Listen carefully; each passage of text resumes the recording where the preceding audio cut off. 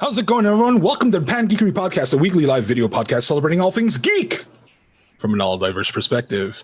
And what we do is we talk about TV, film, video games, covering all the nooks and crannies of fandom. My name is Earl Balon. I am an actor, improviser based in Los Angeles, California. And the last thing that I bought that came out on VHS was the Star Wars Trilogy Special Edition. Oh. Okay. Yeah, the last thing that I bought on VHS. Jesus Christ. Hi, everybody. I'm Jennifer Zhang. I'm an actor, writer, immersive theater enthusiast, and artist. And the last VHS I bought, I don't remember what I bought because I was too young to purchase them myself. But Or maybe rented, even. I would just say Titanic, just because that was the Titanic. VHS I watched the most. You mean It's on VHSs? There was two VHS. I had them too. Yeah. I have never seen it. Oh my God. You should. It's actually Jesus. Really? I've never seen Titanic. I can't. Wow. It's pretty good actually. You must be strapped down to watch this movie because it's just so amazing. All those references It's of actually really good. It's a really good movie. Yeah. references of Jack in the door and how she screwed him. It's a fantastic film. I don't care what anyone says. I know the film solely through cultural references. Yeah. Oh my God. Just watch it. Oh my God. Watch it. Yeah. Yeah. I'll lend you Anyways, my VHS. Next. yeah. Hi, my name is Caitlin Faye. I'm an actor, writer, director, and a singer. And I actually do remember the last thing I purchased on VHS. It was Pirates of the Caribbean. On VHS? Curse of the Black Pearl. Yeah, it was still on VHS. They were still selling VHS back in 2003. That is the only good Pirates. Yeah, it is. It's great. It really is. And I got downvoted so bad on Reddit because I said that. And I don't give a fuck. Fuck those Redditors who downvoted me just because I said it was the only one that didn't suck. But anyway, go on. #NRant. Yeah, and rant. Hey guys, this is Walter. I am a camera operator, editor, and martial artist. And I actually have both VHS tapes that Earl and Jen is talking about, and I just can't remember which one I bought last. Wait, what do you mean? Because I bought the box set, the Star Wars box set. Oh, okay. No, box set. Was it the silver box set or the what? Gold? I believe it was silver. I don't think I could afford It's a special edition. Yeah. Yeah. So Damn. Wow. Color-coded. We're old. Which guys. one costs more, but yeah. Right. But I mean, which one came first or last? I don't know, but I do. Egg? I mean, yeah.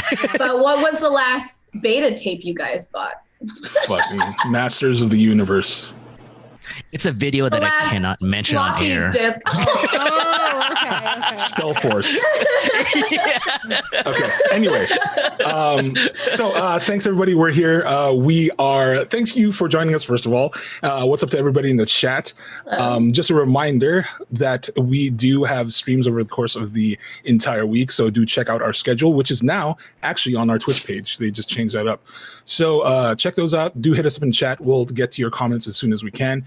And just another reminder, we do have a Discord, so look out for that. We'll post that in the chat so you can come chat with us at any, whenever you feel like it. We are going to be talking about a few things this week. Most especially, we are going to be talking about Watchmen, Season 1, Episodes 5 and 6. Penny Dreadful, Season 1. Sorry, there's no seasons. Penny Dreadful. City of Angels. That's what it's called. I've already forgotten. Do I care? Episode 7 and 8. And we are going to have a very special guest today, Mr. Chuck Babb. We'll bring him on after we talk about Penny Dreadful. Anyway, without further ado, let's talk about Penny Dreadful, City of Angels.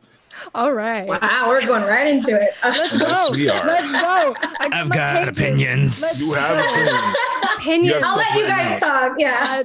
Let's go. So episode 7 and 8. Yes. What do y'all think? Should we do a synopsis real quick? I know. Here are some points that I can slightly summarize. So we know that Mateo killed. Spoilers all. Sorry for all of those in chat. But we know that Mateo, who is Tiago's younger brother, killed the officer James Riley, right? And now he's looking for comfort in his sister. And apparently he feels betrayed because she now goes to the temple. Sounded so wrong. That apparently I just didn't really believe it. But he feels betrayed because she is now in the temple. Tiago and Molly from the temple are still hooking up even after their like weird spats. And the homunculus kid, who is Natalie Dormer's son, is slowly wreaking havoc over everybody in the household. And Maria, the mother of Tiago and the others, she starts to see supernatural tensions between Magda and Santa Muerte. Those are my summarizations. That's good. Thank you. That was actually a good summarization. Yeah. Really quick, what's up to Angfernal in the chat? Project No 13. What's up, A Technicality? Hi, Infernal. Hello. What's up, guys? Hi, Technicality. Thanks for joining, everyone. How are y'all doing? Thanks for being here. Anyway, yeah, so that episode, huh? How about this show, y'all? What are you? I mean, where do we start? Like, I don't know. I'm gonna say, just in general, it's been more of the same. Mm-hmm.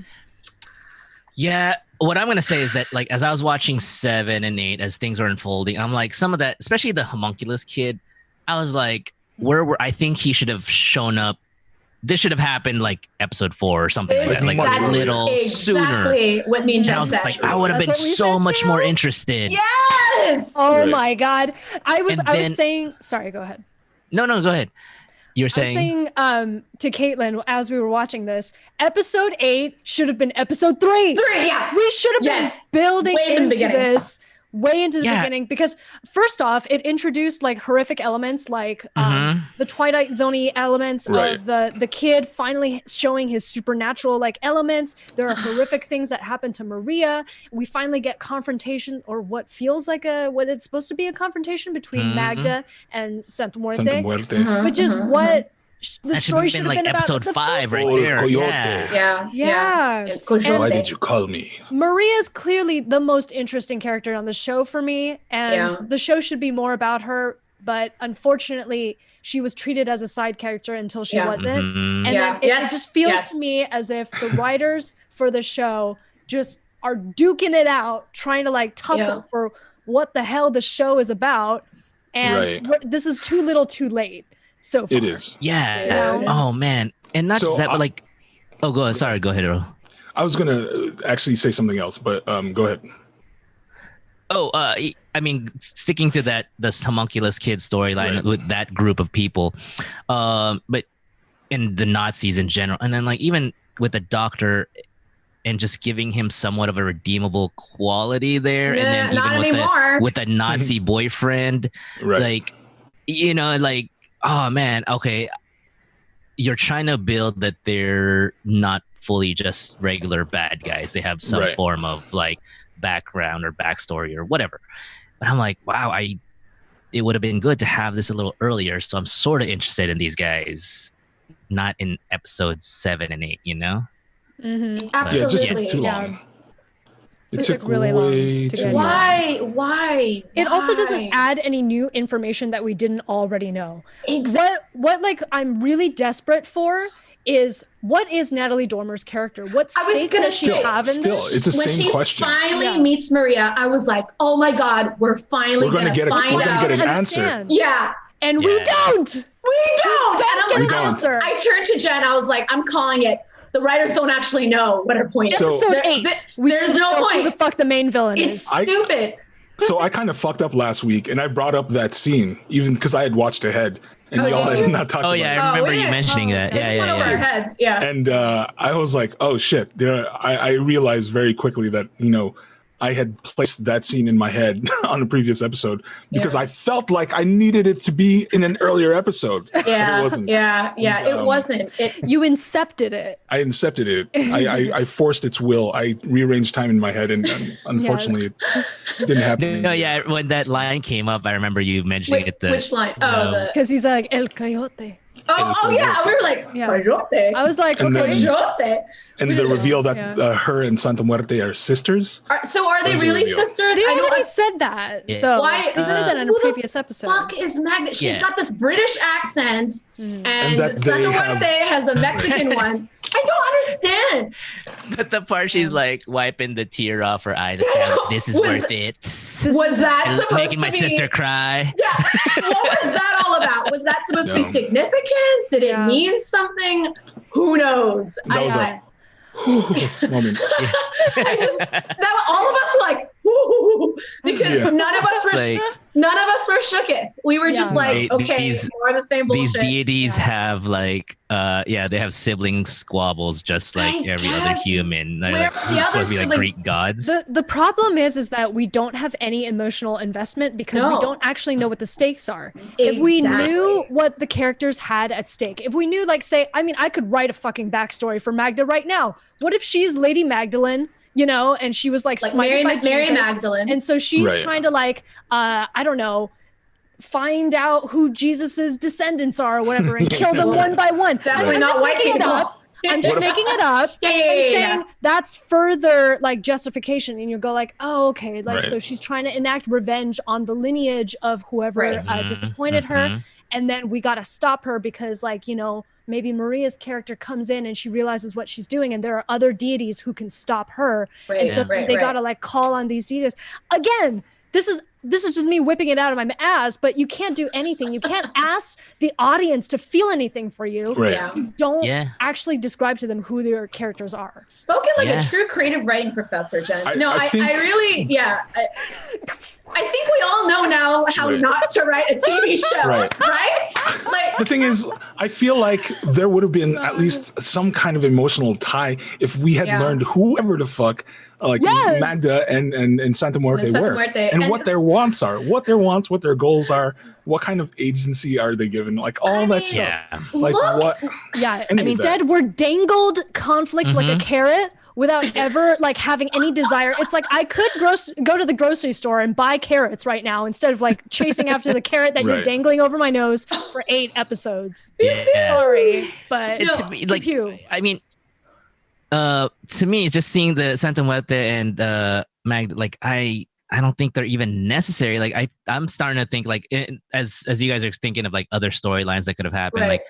I'm thinking like just to focus on the mother, and if you want to have like the Nazi doctor and just like their souls of like being like trying to decide which line of, you know, reality. There's no need for supernatural conscience. You could have actually done without the supernatural element in the story, and it I think still kind of would have turned into some kind of theoretical Nazi conspiracy show. Because that's already interesting in and of itself. It is. It really is.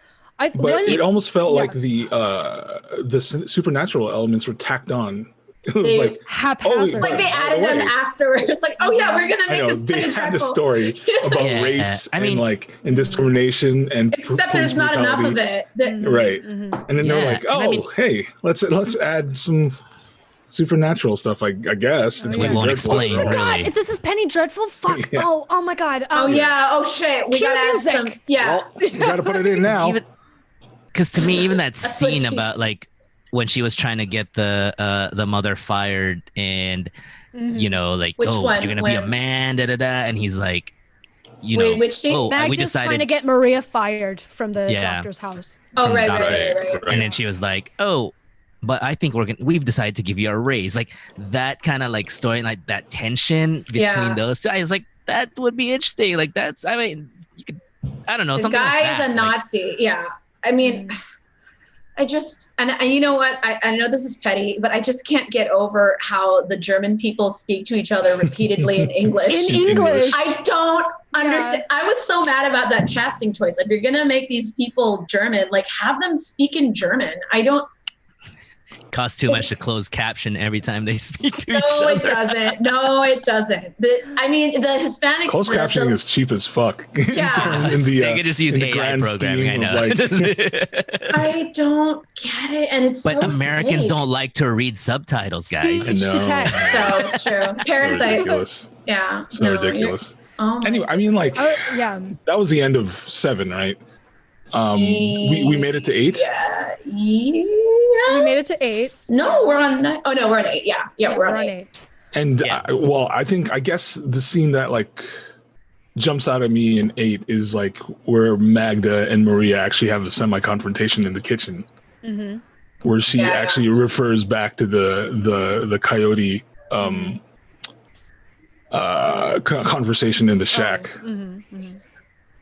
But I mean, that's it. What does it have? Where does it go? Exactly. Yeah, that's like, oh, tell me where it comes from. It doesn't go anywhere. It's like tension for the sake of tension. For tension's sake. For tension's sake. Yeah. Yeah. Right.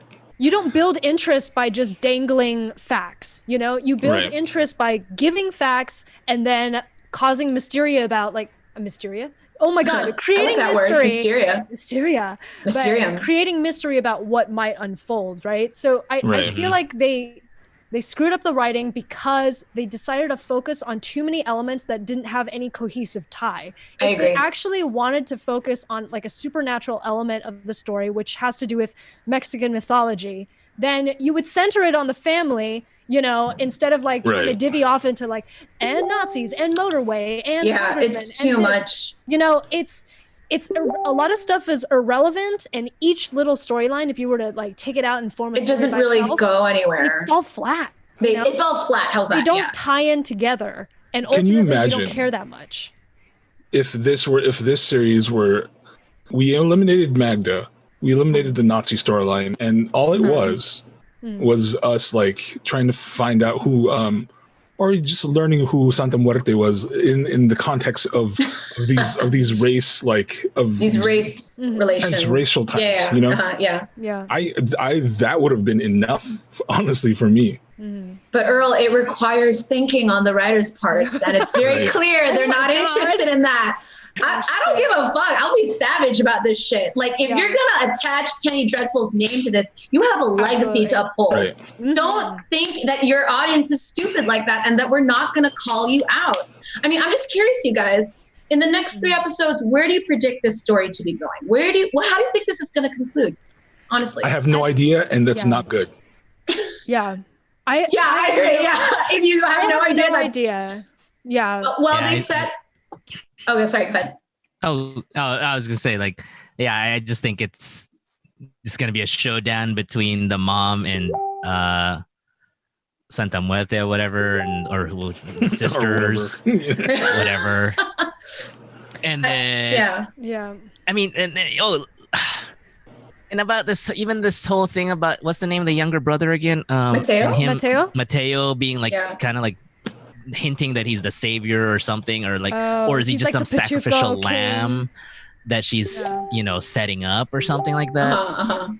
Oh yeah, that's so dramatic. Yeah, so I was just wondering. My guess is that all these guys that she's been playing as a pawn will suddenly rise against her in episode 10 and fight her, and then all will be good. That sounds so boring. I think it's in line with the writers. That's what they do. That's so lame. That is really lame if that's what they end up doing. I don't think they're going to be. I feel like they're not going to do that just because they're going to want to go for a season 2. And if they wrap everything up, like where are they going to go? But is it going to be greenlit? Oof, I mean, that's a big question, right? No. Especially with the way the industry's right now. Like, is that really worth the hassle of all the corona like prevention that we have to go through on set? Like, is that show at this point? I'm gonna guess. Good. I would say yes. I'm gonna guess that they end with a cliffhanger. And that really? And that it's gonna be bad. It's gonna be a very bad cliffhanger, and it has to do with Magda's still gonna survive, and she's gonna be defeated in one sense, but then she'll like never forgotten, you know. And the implication is that like, okay, like we'll move on to a different season where she wreaks havoc elsewhere or whatever, or travels to a different time. That's even stupider. I'm sorry. That's even worse. I think it's gonna be that stupid. I wouldn't put it past them. I think it's gonna be that man. Dumb. I believe it. Man. I think they're gonna end on a cliffhanger. What do you think, Earl and Kate? My big wonder at this point is like, because we've only kind of been talking about this within like this circle, just because I don't care about talking about it anywhere else, is like, what does everybody else think? What does the wide audience think? You know, do they enjoy this show? Me and Caitlin actually looked it up, and it's very hard to find reviews on the show. Actually, it is. Really? There is not a lot of stuff on the show. No one is talking about it. Well, as soon as the whole Magda playing a Chicana chick came up, I wanted to search online and see if anyone else was mad. I couldn't. Nobody's talking. Nobody's talking about it. I feel like no one's really watching the show. Yeah. That's the worst sign. It's not even getting bad press. It's just no press at all. Yeah. City of Angels. Yeah. Mm-hmm. So you guys are welcome for having Pangeekery talk about you. Yeah, we're talking about the stuff nobody will touch. Yeah. Anyway, we have 2 more episodes, right? We have 2 more episodes. 3 actually. 9. Fuck. We have 3. No. Wait. No, 2 more. Only 2 more episodes. Oh my god! How is this all going to wrap up? We will find out next week, though. So yeah. President God is just asking, "Are we talking about City of Angels?" And the answer is yes. Yes, and we're talking about City of Angels. Yep. Fun. Anyway, so next up, we have a very special guest today. He is a cultural policy fellow from the Culver City. He has been developing Bridge, a STEM project summer program designed to assist teenagers and adults in securing positions in technological fields, supplementing the STEM fields. But he is also a game dev, multi-hyphenate geek, a whole bunch of other things. I would like to introduce everybody to Mr. Chuck Babb. Chuck Babb, what's up? How are you doing, Chuck? Yo. Babb. Hello, everyone. Chuck. Yeah. Good, man. Nice to have you on the show. Bunch of stuff off our chest about Pangeekery. Yeah, I know. Thank you for joining us. I was just listening. Thank you for having me. I enjoy being here. Thank you. Yeah, for sure, man. So we're not usually this vitriolic. We just had really strong feelings. Yeah, last time was Game of Thrones, I think. We were nice on Game of Thrones, in my opinion. More than we deserved. We were pretty. I'd say we were pretty vitriolic too. I don't know. You guys were mean on Westworld. Westworld, we were. Yeah. We were. Right. So, Chuck, can you tell us how you got started with Bridge? Like, whose idea was that, and how did you get involved? Bridge started out as from Blacks in Gaming. Mm-hmm. And there's an organization online called Blacks in Gaming with a handful of Black game devs out there. And I was thinking, is there a way we could create an organization that brings people into gaming? So Blacks in Gaming was there for people that got into gaming, but there was no pipeline going from middle school even into the career fields or change of career into gaming. So we were like, let's conjure up some plan and get people into gaming.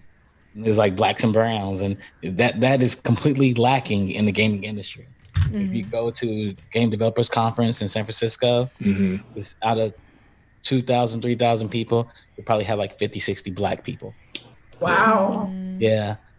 We're less than 3% in the gaming industry, yet our numbers in playing games is higher than everybody else in the gaming industry in the United States. But you guys are going to change all that.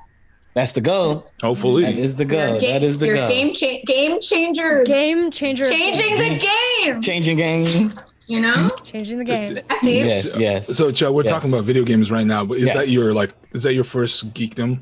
Is that your first? Oh no. My first geekdom was probably hip hop. Got it. All right. Geeky hip-hop. Music. But my true first, probably, was it video games? It may have been video games. My brother was 6 years older than me, so he got a Commodore, a big 64. 20. He got a big 20, and he was like 13 years old. But I think I touched my first keyboard around 6 or 7 years old. And I've been in love ever since. You touched your first keyboard. Touched my first keyboard, 6 or 7 years old. What a moment. What a joy. I don't know how old I was, but. Commodore had a full keyboard, so, you know. Yeah. Wow. That was back in the day when people didn't have computers in their house. Oh, Internet wasn't even real. No. But this way. What's that? To save a game, you had to save it to cassette tape. Whoa. What's a cassette tape? Exactly. Yes, exactly. It's a great form of medium. Oh, okay. It forces you to listen to albums. Wait, so what's an album? Sorry. Stop. Now you can't use anything.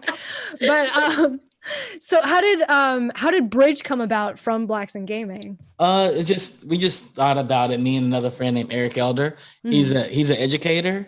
He actually ran the Art Institute in Santa Monica's video game program. And so Bridge came out of that, actually. Bridge is evolving. So what do you guys do exactly? Like what is the aim of Bridge? Seminars, workshops, teach people the basics of like Unreal Engine and Unity Engine, things like that, just to get people into it. Reach out to kids, schools, and talk to them about gaming.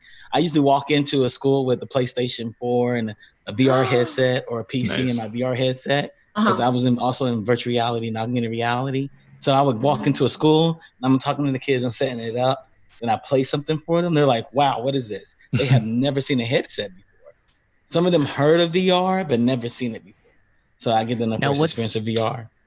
What's the age range that you guys are like trying to capture or participate in your 12 programs? 12 and up.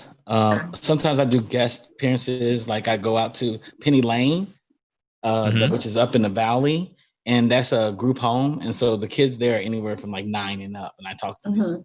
I do a once a year seminar with them, all day workshop with how to make a video game, the process, how to make money making video games and stuff like that. 9-year-olds learning how to make money. Nice. Do you guys go all the way to college, or trying to hopefully to get high schoolers before we can go further to decide before college?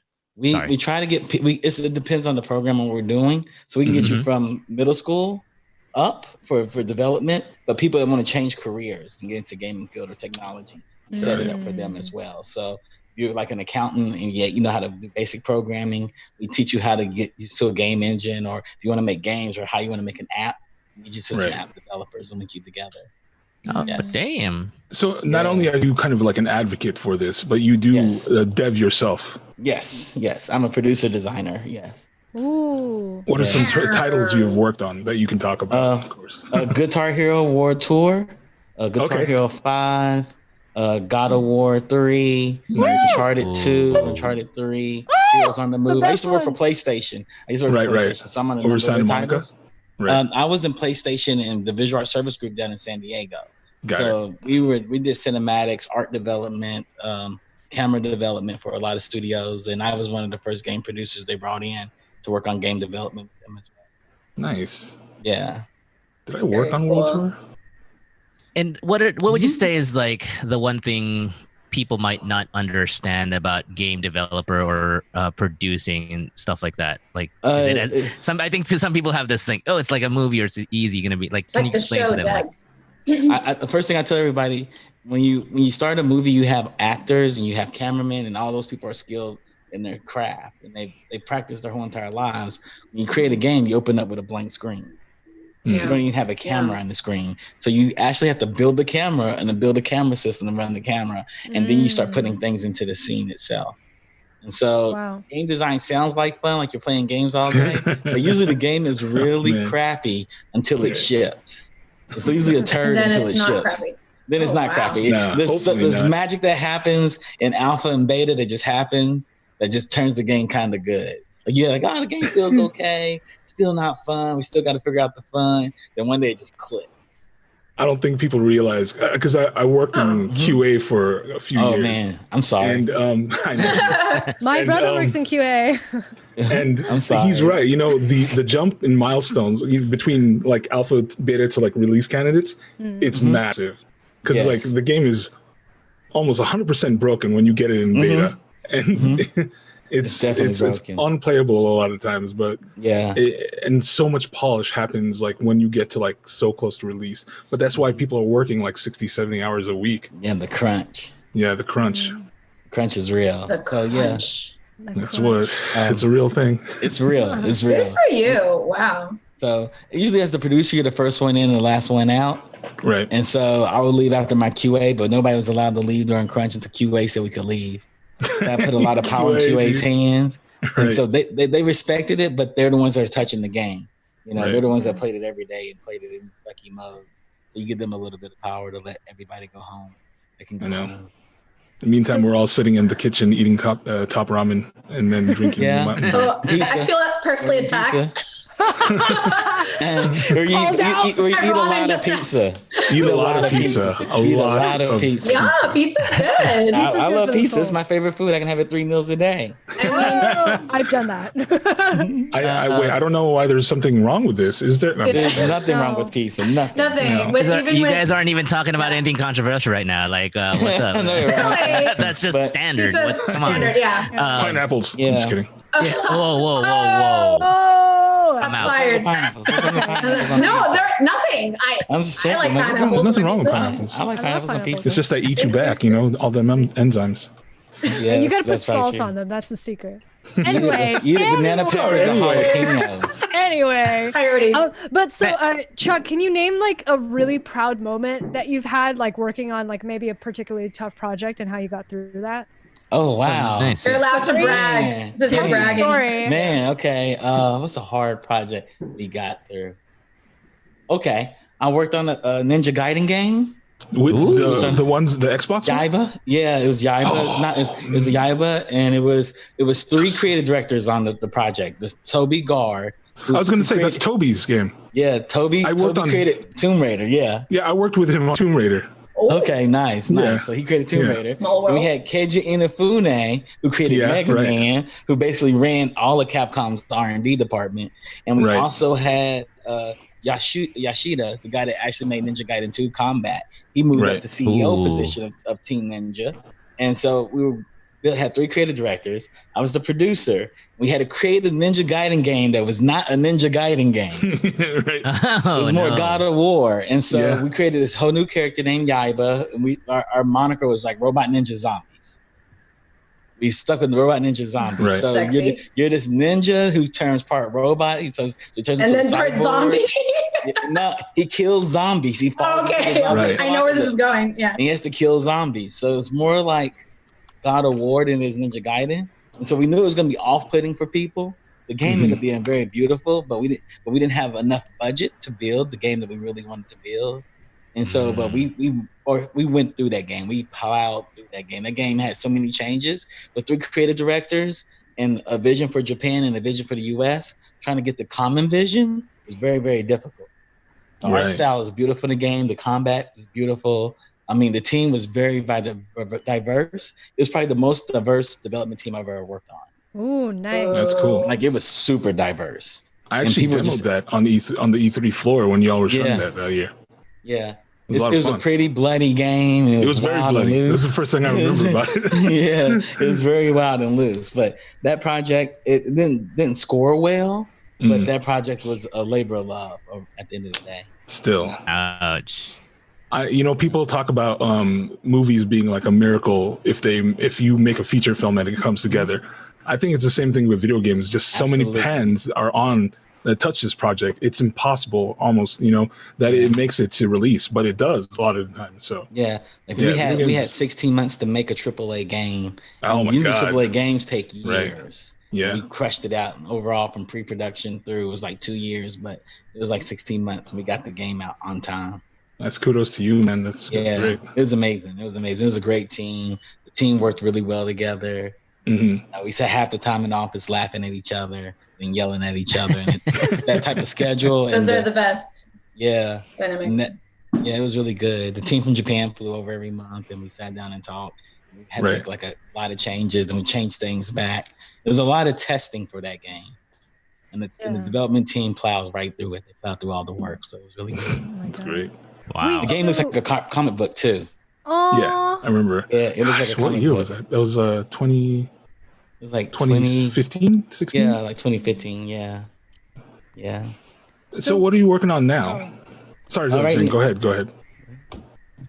That's okay. You already asked the question, so. Oh my bad. Okay. I'm currently working on a theme park for Universal Studios. Ooh. Yes, theme park for Universal Studios. Ooh. Yes. Anyway, no further comment.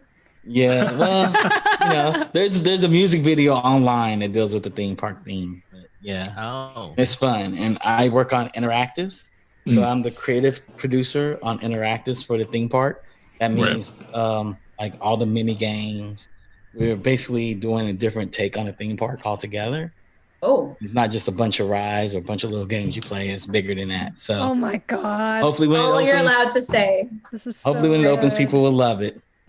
I'm assuming people are going to love it. So you're hinting there's going to be like a lot of virtual stuff, VR stuff in there? I'm not saying what type of reality, but it all comes into your reality. There's going to be are you allowed to say what physical location this is in? Like, is this in yes, it's in Osaka. Oh, it's in Japan. Okay. In Japan, yes. Wait, speaking of Japan, you are you still like the head of anime at Netflix or no? So I was the global producer at Netflix for anime, which is a lot of fun. That was a great job. Yeah, whatever. So important. What anime shows were you able to work on in terms of acquiring for Netflix? Setsmanos, Cannon Busters, High Score Girl. There's a bunch. High Score Girl is one of my favorite. High Score Girl? Favorite. That's the Square Enix one, right? Yeah. Well, no, it's more Capcom-ish. You just watch it. You just have to watch it. It's about video games, and it's like it's a slice of life anime, and it's about a boy and a girl, and it's such a great anime. It'll have you laughing, it'll have you crying. It's such a great anime to watch. I've seen the memes. When I first saw Tres Manos, I thought it was like a Filipino anime. Like I understand it's from Latin America, right? Yeah. Right. I was just like something about the art style. Even was just like looks like something like that would come out of Filipino like art studio. I don't know why. Like there's Filipino anime. You know that, right? Yes, there is Filipino. That's anime, why I thought Tres Manos was. Okay. That's why I thought Tres Manos was from them. It sounds like it would be. Yeah. Is that out yet, or has it? Setsmanos is out. It is out. Okay. It is worth the watch. It is definitely. We should watch it. It is. I tell you, I'll tell you to watch it. It is like 8 episodes. Oh shit! Yeah, it's not long. You know, it's a Netflix season. I mean, there is like like Ronnie said. Did you get the question from the Peanut Gallery? Did you help get Trece on Netflix? Which one? Trece? But that's not on Netflix yet. It's not out yet, yeah. Wait, did we just spoil something? No, that was announced a couple of years ago. People know that. Okay. Yeah, it's been announced. Okay. A technicality said Tres Manos was crazy good. Nice. I typed in Tres Manos and I got a tequila. Setsmanos. It's Setsmanos. Setsmanos. Yeah.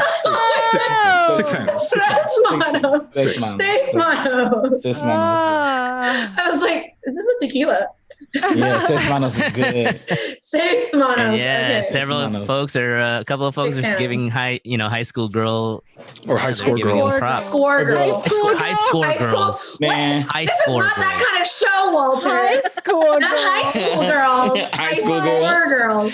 Yeah, the chat man. They're everybody's talking about Cannon Busters as well. Cannon Busters is good. It's, man. Like they're bragging about the Sharks anime studio, which is the first fully black-owned studio. Nice. Hell yeah. Actually, LaShawn Thomas is probably the first animation director in Japan.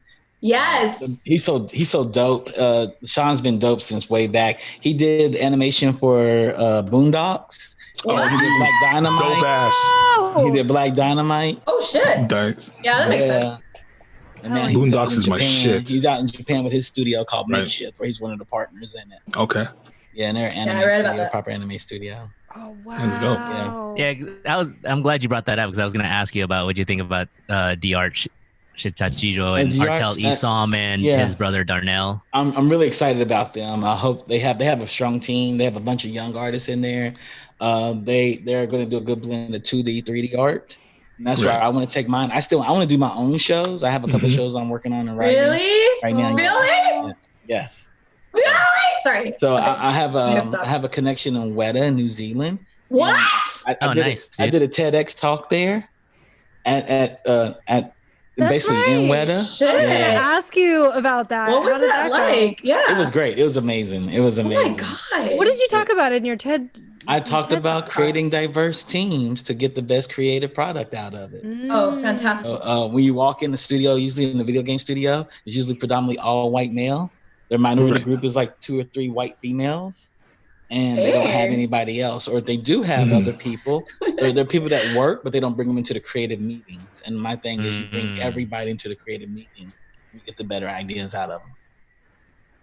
So that's my biggest thing. Is like you have a Filipino 3D artists, you bring them into the design meeting from time to time and ask them their opinions, because everybody has an opinion about the game. So that's what my TED Talk is about. Nice. I love it. Sweet. Can people see that somewhere? Or? Yeah, where can they catch that? Yes, you can. You can catch it on my Twitter. It's Charles Babb. My first and last name, my real name, Charles, Charles, Babb, B-A-B-B, is the first thing that's pinned to the top of my Twitter page. Nice. Sweet. Yeah. I'm sorry, Jen, you had a question that I stepped on. Jenner. No, it's all good. I was just I was gonna ask about the TED Talk, and he just touched on it. Okay. Okay. It's a decent TED Talk. I think it's okay. I enjoyed it. It was my first one. Is it on YouTube? It is on YouTube. It is on YouTube. It will pop up on YouTube. Yeah, it's on YouTube. Considering that everybody's like, "Did you study?" I'm like, "No, I just went in there and just talk off the top of my head. I know the subject so well." So I'm really strong about building diverse teams. And I'm really positive about that. I tell everybody, if your team is one way, it's going to be a lopsided project, no matter what it is. Right. Sneakers, music, anything. You have to have a diverse team. That's awesome. Yeah, and I totally agree with you, man. Like, I think that's a great idea. And then going back to what we were talking about earlier with the outreach and stuff with the kids, I just want to ask you, like, what do you think is one of the biggest hurdles that some of these kids have in getting into game development or technology? And, how can people like yourself or other people who might even be interested in getting them out of whatever rut it might be that they're in, like, how can they get them interested in gaming and technology and stuff like that? What's interesting is a number of kids want to do it. They just don't think there's a means. To them, games come together like magic. Like there's some mad geniuses in the room and they pop out a game. Wait, that's not how games are made?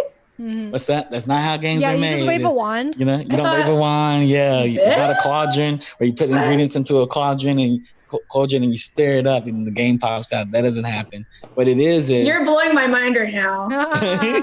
Existential crisis. She never knew. Right. Never thought. Yeah, I thought I had a cauldron ready. Okay, anyways, go on. Yeah, and so you just tell people, what do you want to do? And you take them through paper prototypes, and because they don't have the tools to make a video game, but that doesn't stop them from making games. You can make a game, Dungeons and Dragons. You can make your own Dungeons and Dragons game. Like I'm about to start another Dungeons and Dragons league, and all my Dungeons and Dragons going to be very, very urban focused. Nice, right? It's going to be all over Los Angeles. It's going to be I think I'm going to build it from the Valley all the way down to Long Beach of different people. Long Beach, sorry. Yeah, and they go through different realms. So they go in our current world, but they go into a fantasy world, come back. So that's the next game I want to build. Just to play around as Dungeons and Dragons, and you teach them Dungeons and Dragons, and you teach them characters, how to build a character, how to develop a character. Yeah, and so you're teaching them rules. That's all they learn, those basic rules.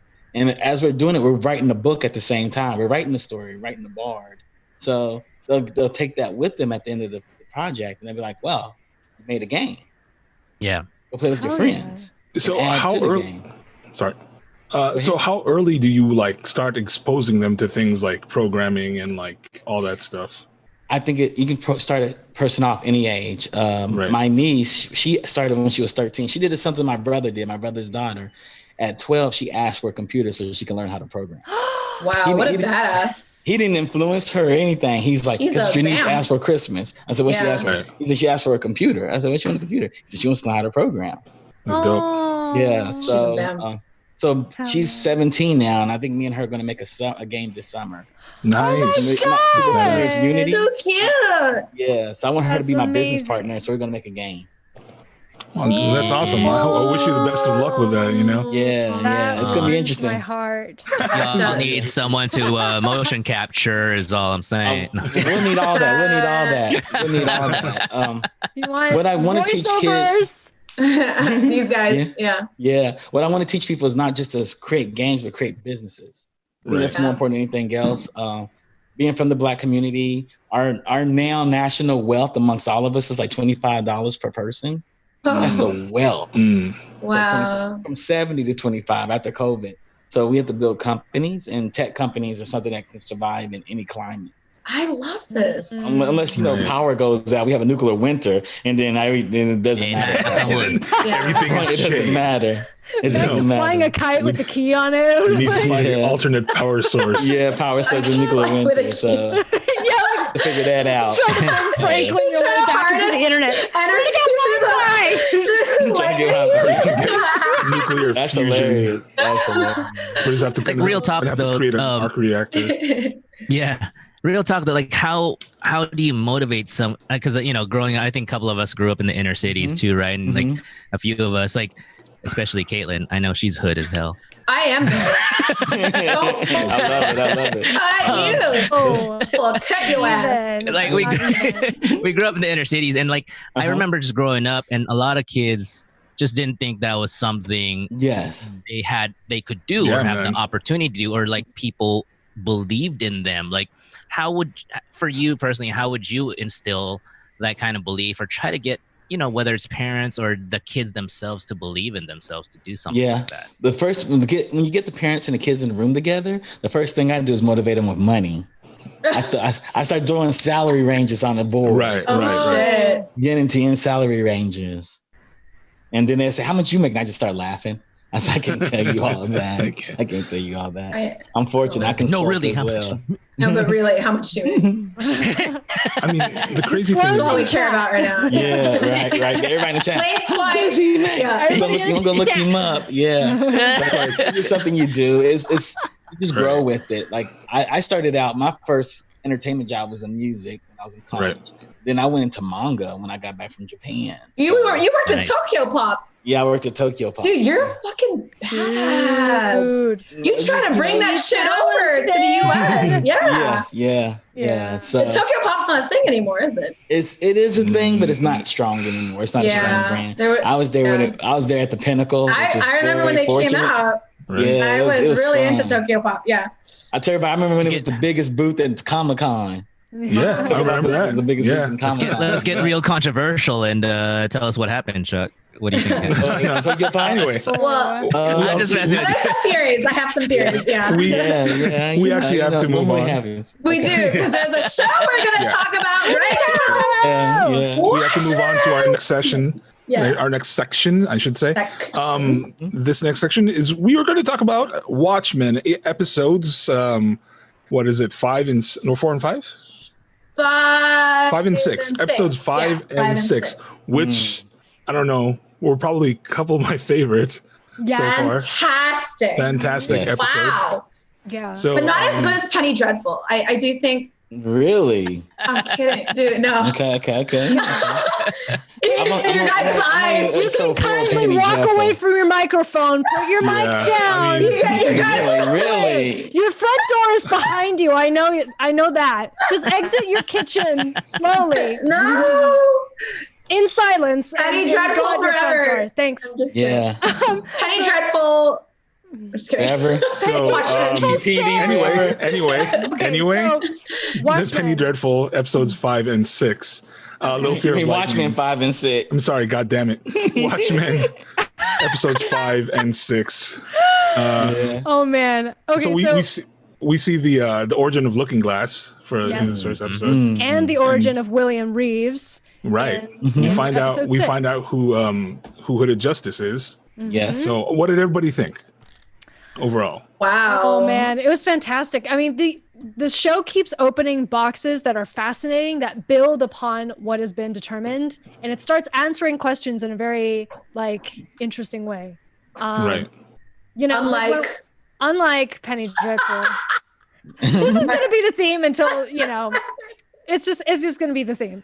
But okay, so episode 5, right? We start in Jersey, and at first, honestly, when the young boy comes out, from his religious group, and he's going to convert people before the nuclear crisis between U.S. and Russia breaks out. Yeah. I thought it was going to be. You thought it was Rorschach. I thought it was Rorschach because he had the tie and the little tan coat. Yeah. But then I realized, he's too young to be Rorschach because Rorschach would have been an adult in the 80s already. Mm-hmm. Yeah. And turns out it was a young Looking Glass. It was young Wade. And we finally get a sense of that's what happened. The extraterrestrial explosion squid lands, and that's their 9/11 event. Yeah. You know, 3 million. 11-2. Yeah. 11-2, and like 3 million people died. And Yep. we were just finding all these, as me and Caitlin were watching together earlier today, but we were finding all these like visual metaphors, like So he becomes many looking parallels. glass Yeah. because he's in the funhouse mirrors. Right. Yeah. You know? And then he mentioned 7 years of bad luck with his ex-wife because he broke the mirror. Yeah. Mhm. Yeah. And he also wears the Biggest thingy on mistake his of my cap. life. Yeah. Yeah. For like metal to Just to help with the brain. The psychic. Gray matter. Yeah. Yeah. Mhm. Ionic waves Psychic or whatever. psionic- Yeah. Yep. Psionic waves. Yeah. That stuff.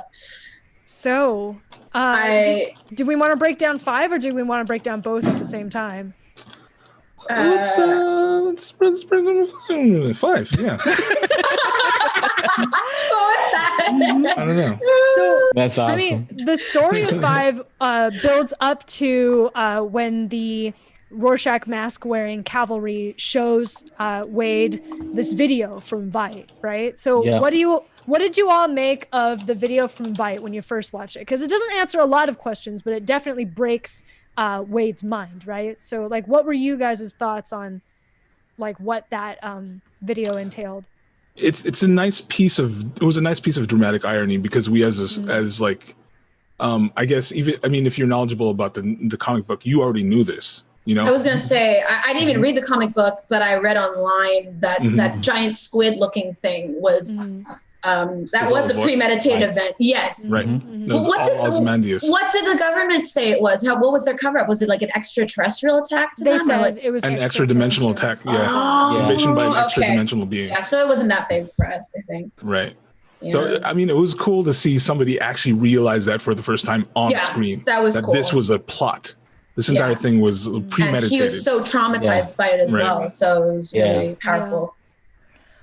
Well, the cavalry Yeah. actually planted seeds, right? Like they basically sent out an agent to like seduce him kind of so that Yes. he would follow the trail Yeah. and find out from them. Yeah. And I like how that episode kind of just followed his story. Like this whole season is kind of like, I was telling Jen earlier, I like this show more and more with every episode. Mhm. At first I was like, yeah, it's okay. And then I was like, Yeah. okay. And then I was like, okay. And then I was like, oh shit.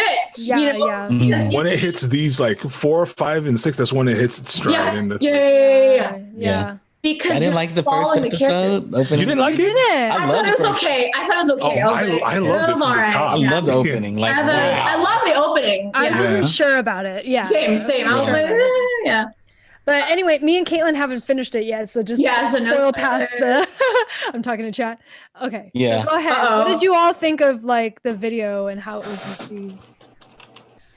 Or I think when the Yeah, go ahead. when the interdimensional being came in, it broke his idea of what religion was. Mm. Which is Tibet I can came see that. in. Yeah. Yeah. We're the only humans. We're God's Right. people. We're God's people. And all of a sudden, this being comes in and kills all the humans that he knew. Mhm. Right there. Oh my god, That's I love funny. that. And I love then- that. Because like I assumed that his idea of religion was broken at the funhouse, but if it was broken in that moment, that's almost more Yeah. profound. Yeah. Because even after he's like naked, he looks in the mirror, he's like, you're so pathetic and you're a sinner. So I think Right. the idea behind it is that that's not what broke him. It's the event and knowing that they're Right. not alone in the universe. I think when he was in the fun house, it was like making him a joke that you're so Yeah. weak as a human. You Yeah. thought you were Uh-huh. strong. Now I think he was going to walk out of the fun house and double down on his religious beliefs. Yeah, That yeah. happened. Yeah. Yeah, Oh yeah. So my how do you double God. down on it? What a great episode. Wow. Yeah. I liked his character so much more when I found that out. He's so loved good. when- He's so good. Such a good character. So He's a good. So good. I loved when he buys the alarm system, right, to detect a next trans-dimensional like Yes. occurrence Yeah. or whatever, and it's Yeah. broken, and he's so neurotic about it, so he orders another one. But after that experience with the cavalry, like he throws it in the trash, like thinking that he Right. doesn't need it anymore. Yeah, and then he he's goes like, back to the trash and he takes it out. Old habits die hard. Old Yeah. habits die hard, you know. And, it's And he so asks for an brilliant. extra roll of reflectitine. But yeah, also too, Yeah. if that was a lie, what could be true then? Yeah. You know, maybe an alien would come. Who knows? Yeah. Well, that's what he says to Angela on the phone, like at the call. He's just like, "Is anything true?" Right. Is the first thing that he asks her. Yeah. I've been there though, like in my own life. And she says, "What the fuck are you talking about? Yeah, what are you Don't be playing games with me." But now you know. Now you know why he's having this crisis. I think it's no coincidence that when he encounters the cavalry, he walks into a church. You know. And there's that connection there that I'm just realizing more and more now that you guys are bringing it up. Everything is a tangled web. It is, but like not like a Penny Dreadful tangled web, like a complex, not like a hot mess, but like a complex, well thought out, ingenious, really fantastic kind of web that is so intricate. And did y'all see how the fun house was basically a metaphor for his life? Like he's caught in the mirrors. Mirrors. Yeah. He's caught in the palace of mirrors. So you have some spiders that weave webs that are like chaotic and have no like structure. There's just a whole bunch of different points. Then there are some spiders. There is structure. That weave a web that is beautiful, is symmetrical. It has different points. Yeah, exactly. And notice how me and Jen were like remarking on the fact that they keep bringing back the "I'm never gonna dance again," but like I was gonna say, dude, so it starts off in the 80s where they play like the original, and then there are covers of the song. Never gonna dance again, and it's repeated 2 or 3 times, but over his life because he has to recontextualize his experience over and over. But it's all in different styles. There's like a guitar version. There's an like acoustic version. Even after the blast, you still hear the song playing, but it's all slow and distorted, which is making also. It was so fucking. I think we're gonna have a cover right now. Yeah, we're gonna have another cover. A PG cover. Never gonna dance again. And for now, the chat room says the overall music choices of the series have been fantastic. It's great, right? The technicality. Lacrimosa. Yeah. Oh, Lacrimosa keeps getting played too. Yeah, you get a lot of Claire de Lune. Yeah, Claire de Lune. Yeah, Claire de Lune goes everywhere though. I feel like everyone does. But especially when you're on Mars, gathering dead bodies. Yeah, it's true. Actually, that's one thing. I mean, I'm not saying this is a critique necessarily, but I wonder why Veidt or Jeremy Irons' character hasn't been brought into the main narrative yet. He's like he's like the Daenerys of this storyline. So, but we're already on episode 8, and I feel like he hasn't really done anything. So that's my one criticism. You know, he keeps trying to build some. I'll plead the fifth on that. Really? Yeah. All right. Let's just see where that goes. Okay. Let's just see where that goes. Well, remember in either 5 or 6, I believe it was 5, where he's been building this like ricochet catapult thing, right? Trying to launch himself. And Mars, I originally thought he was like launching himself physically out of his like home prison or whatever to try to escape his prison. Yeah. Then when he launches himself finally, like, you know, maybe like all the years of work, he like teleports like through space in like almost like a Hunger Games kind of way. Like disappear into the sky. And suddenly it seems like he's on Mars. This was my reading when I saw that first the first body go through the ether and then like come back frozen. I was like, oh, he's in space somewhere. He's in some kind of pocket dimension. But where is it? You know? And like, what are the ramifications of who created this pocket dimension? You mean where he is, where his mansion is? That's is in a pocket dimension. Yeah. That's how I read it. Yeah. He's like not on this earth right now. Yeah. Yes. To me, the way I see it is because I've read too many X-Men and Inhumans and like we're in another dimension.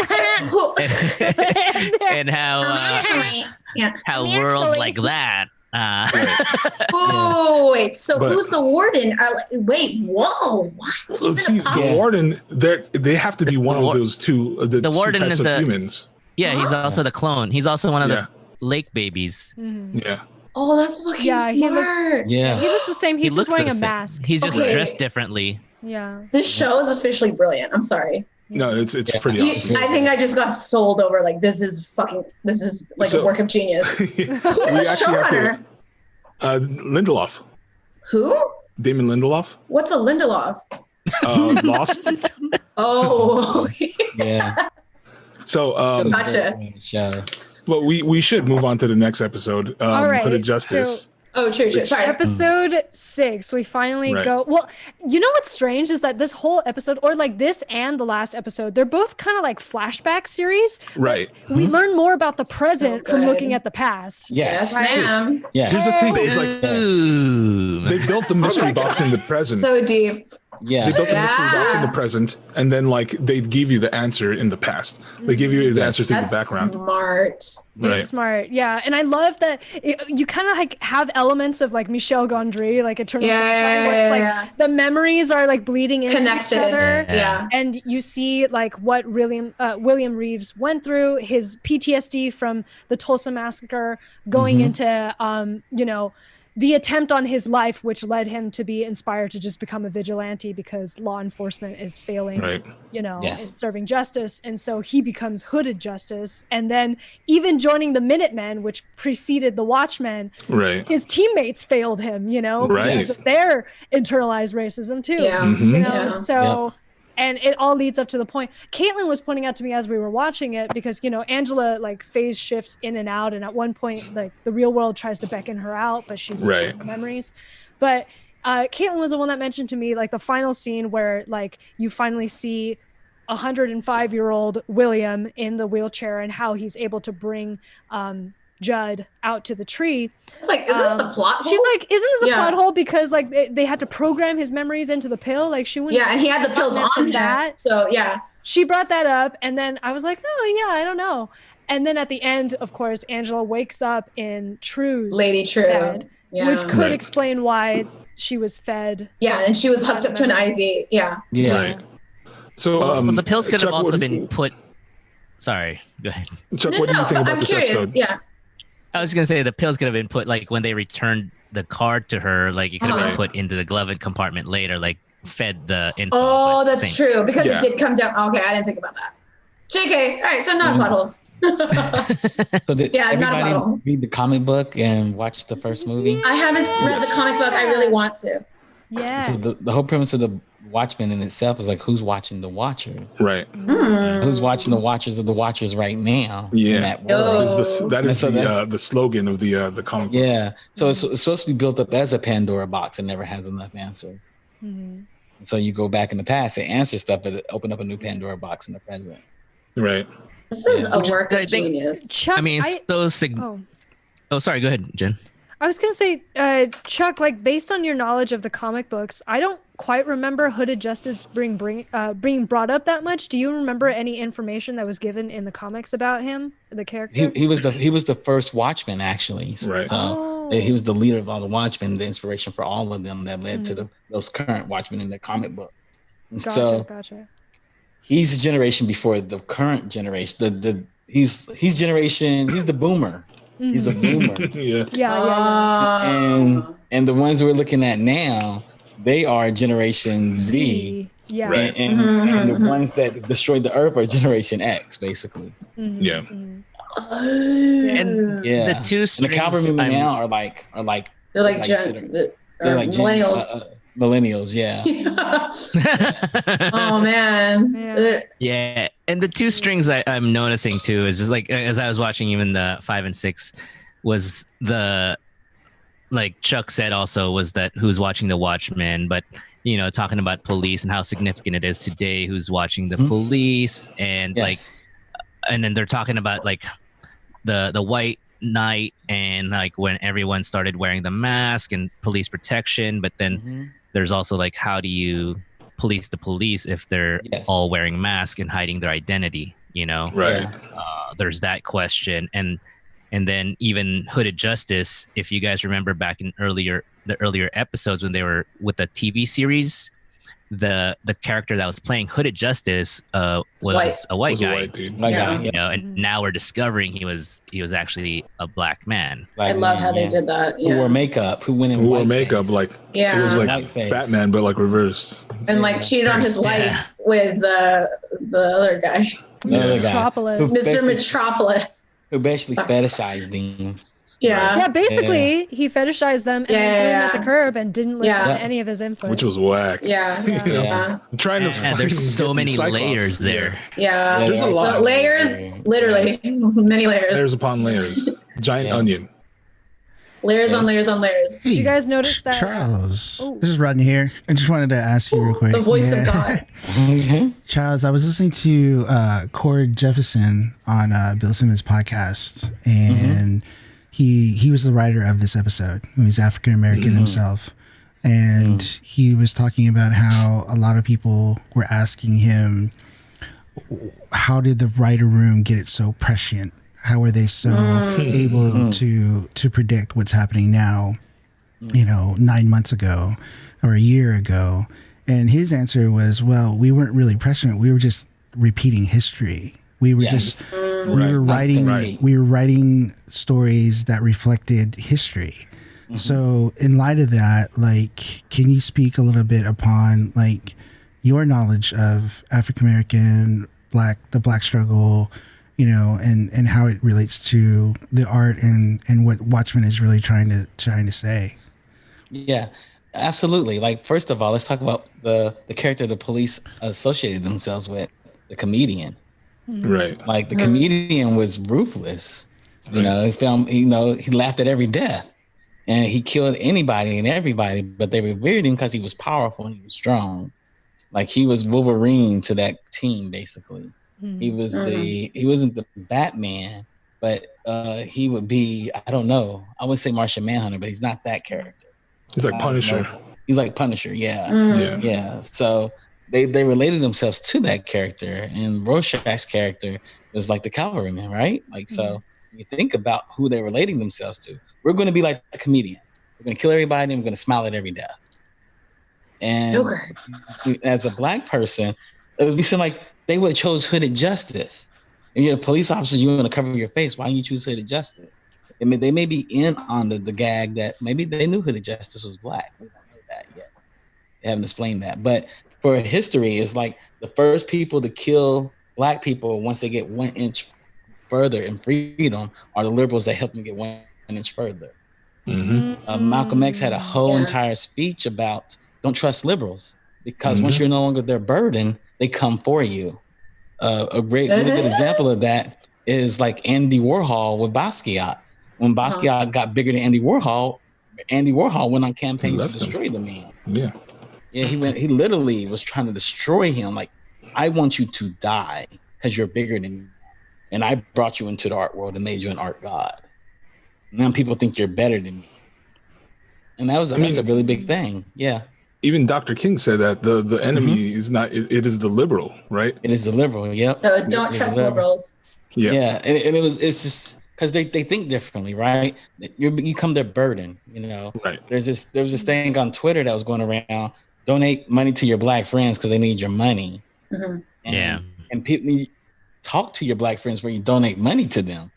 People other friends are just getting random donations from their friends. I don't know why they're sending me money.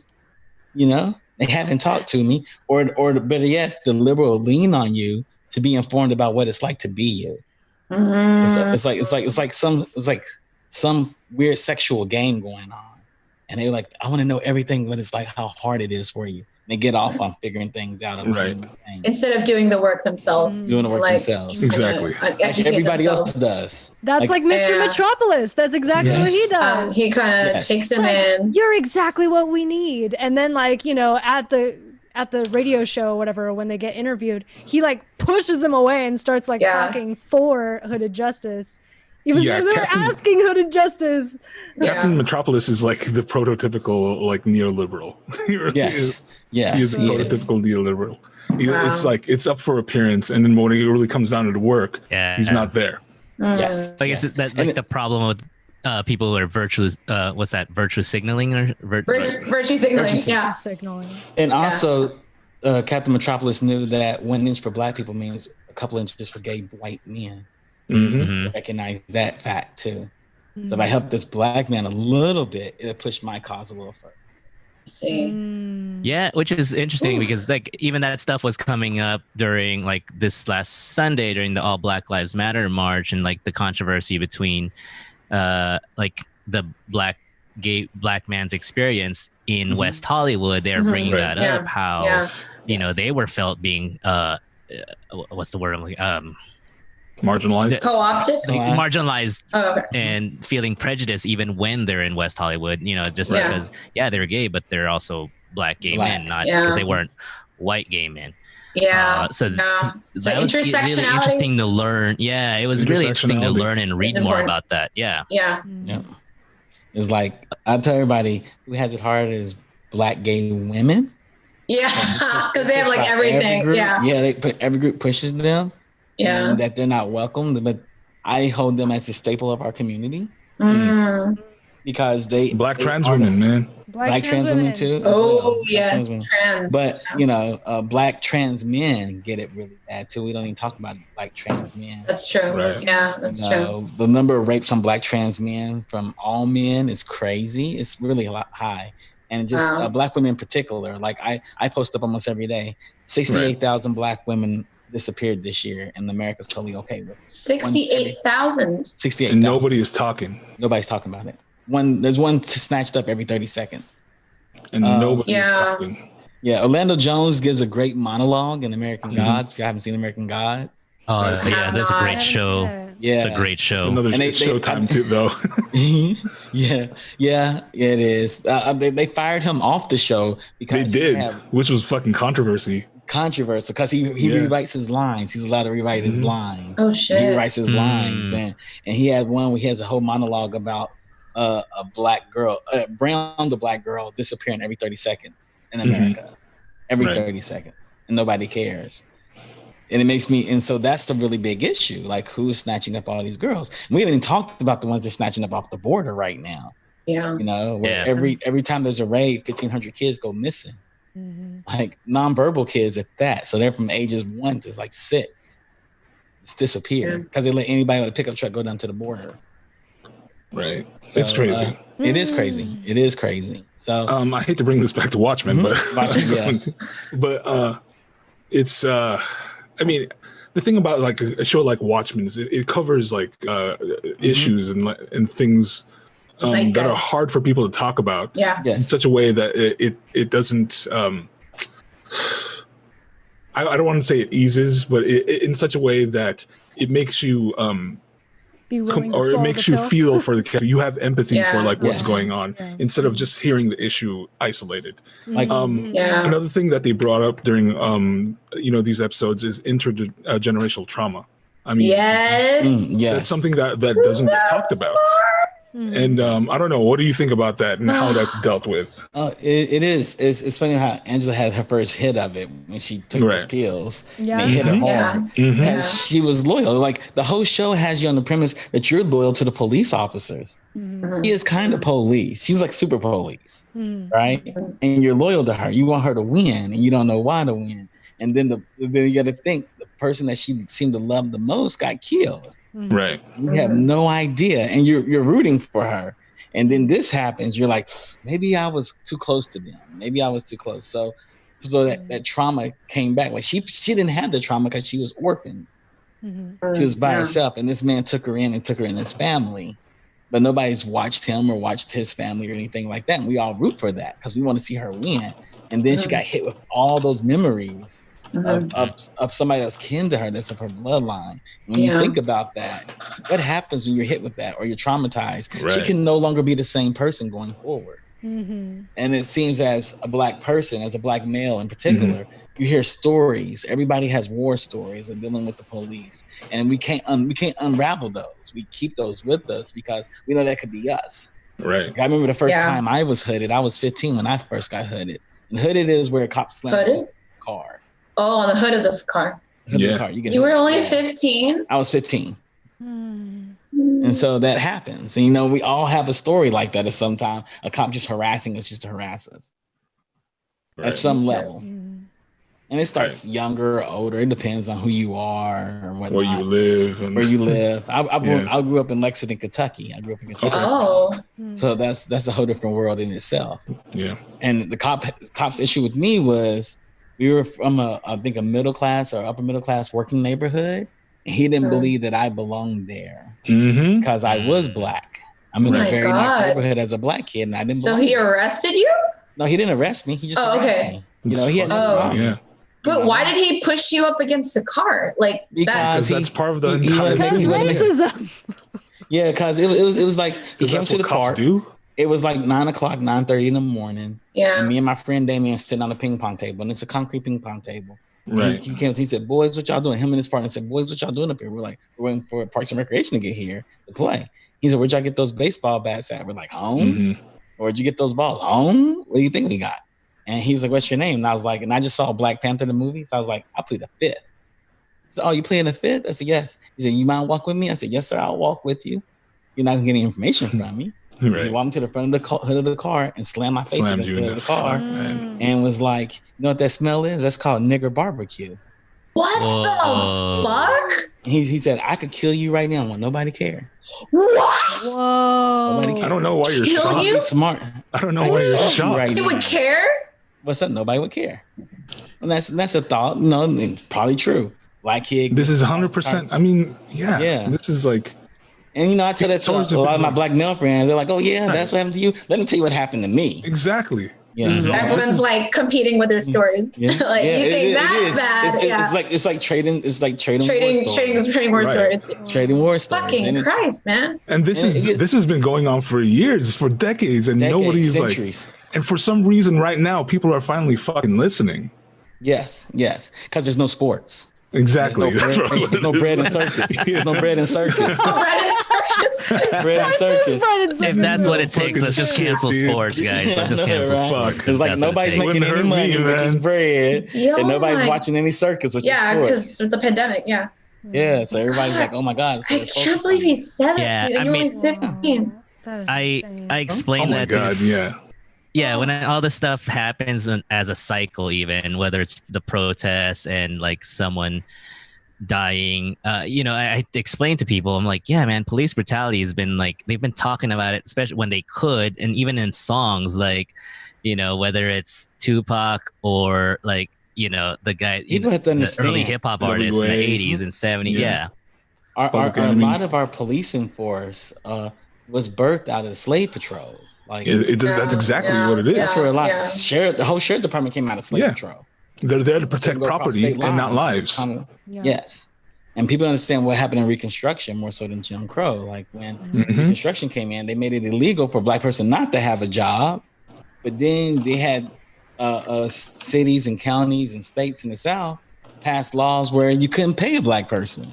Mm, So if you had a job, you had to work for free. right. Which is Federally, it was basically illegal. Slavery. Yeah. They make slavery again. And then they made it impossible if you try to go somewhere when you leave the plantation, you're not allowed to be on the roads. But you're not Right. allowed to be on anybody's property. That made those totally illegal. And they sent slave patrols out. Yeah. Yeah, a technicality brings it up. Yeah. KRS-One, with the KRS-One. song "Officer" from the Overseer. Yeah. Mm. That was like, I still remember that song growing up. I still too. remember that song too. Yeah. Yeah. But that's Go ahead, Earl. So, what time is it? Oh, So just to close it out. Just to close it out. What do you think? I mean, you don't have to speak. It's weird that we're asking this question, kind of, but like, what as allies do you think we can do to help out? become knowledgeable.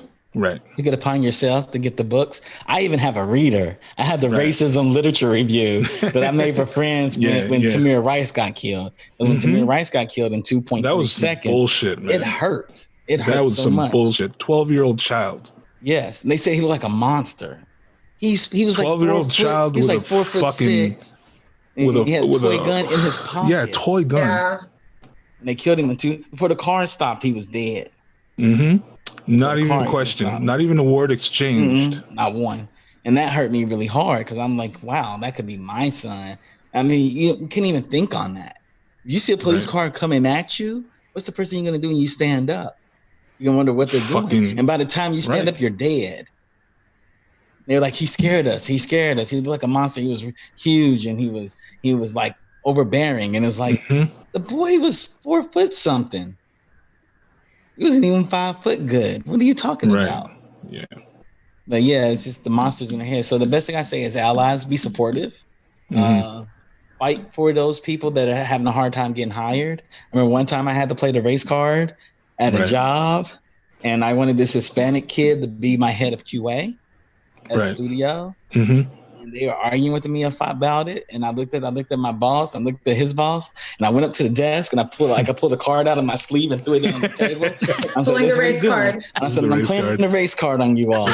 You all want me to hire the boy from USC who couldn't even teach me how to use the telephone on my telephone test. I bring in a telephone and said, teach me how to do this like I've never used it before. And he couldn't even do that. The other kid even defined the word telephone and spelled it out phonetically off his phone. And I was like, there's no way I'm not going to pass up on this kid. That kid's the head of the whole entire studio now. He's nice. head. That's dope, QA. man. He's You QA got to get started. studio. But I was so angry. They were like, oh, we see ourselves in this kid. This kid has potential to grow out of QA. I said, the other kid has potential to grow out of QA. Who's done this? So let me just to clarify real quick. The telephone test, is that what you give your starting QA guys to bug up? When I hire QA, I do give them a telephone. I hand them my cell phone and say, teach me how to use this like I've never used it before. That's funny. I've never seen it. Because at where I worked, it was teach me how to make a peanut butter jelly sandwich. Oh wow, those are teach how to use telephone. Yeah. But I mean, is there anything else? I mean, you would like to say? I just hire, make sure your teams are diverse, and just love people. I don't like talking about Black tragedy that much. I'm all about Black joy. I think the world sees Black tragedy and they don't acknowledge us as human. They just acknowledge us as tough. Right. And we're tough people. We're not tough humans, or we're not vulnerable humans, and we're just as vulnerable and just love as anybody else. So for a lot of my projects, I want to bring Black joy to people, let them see it. Because the only time you see Black joy is in our music, which is mostly degrading at this point, to the rapper, to everybody in the whole entire world, but just good old fashioned Black joy, like going to the cookout, hanging out with your Black friends, riding bicycles as a kid. I remember all those times because I have a slew of white friends I grew up with. And they're like brothers to me to this day. I tell everybody it's not a black or white thing. It's everybody versus racist. Everybody versus racist, no matter what. Because they hate one group, they hate another group. Right. No group deserves to be hated based on their ethnic identity. I mean, there's some religious factions I go against because they're just violent, crazy people. Like no religion should ever support a girl marriage or sex with young girls. I mean, right. That's taken too far. But that's a whole different thing. That's a whole belief system, right? Versus somebody's your skin color just labeled something. So Chuck, man, thank you for being here for chopping it up with us. Can you tell everybody where they can find you online? Yes, you can find me on Twitter, Instagram, LinkedIn at Charles Babb, at CharlesBabb. It says boy, apple, boy. I'm found there. I have my own website, Charles Versus. I think it's up. It fell down a couple of days ago. I got to get it back up, but it's Charles Versus. It's Charles Versus everything. Where I spew my own opinions about life, love, and liberty. And those are the places to find me. I have some stuff in the works right now, but those are where you can find me. Sure. But to keep abreast of everything you're doing, just hit you up on those channels. Yeah. Cool. And on Twitch, Charles Babb. Nice. Yeah. Awesome, man. Yeah. Well, thank you for being here. Thank you so much. Wow. Thank you. What an episode. Fucking amazing. Thank you, everybody in chat. And I see you, Quiz and God, A Technicality. I'm just reading off a few names here. Keith of the Sea. Thank you all for joining us in chat. Again, we're going to be here are we going to announce this, Rodney? Next week. Okay. All right. So just remember to be in this space Mondays, 8 p.m. here on Twitch at twitch.tv/pangeekery. We will be here. We will be out at our Discord. You can get everything at Pangeekery, PANGEEKERY. And we will see you next week. Thank you to cast and crew. Everybody have a good night.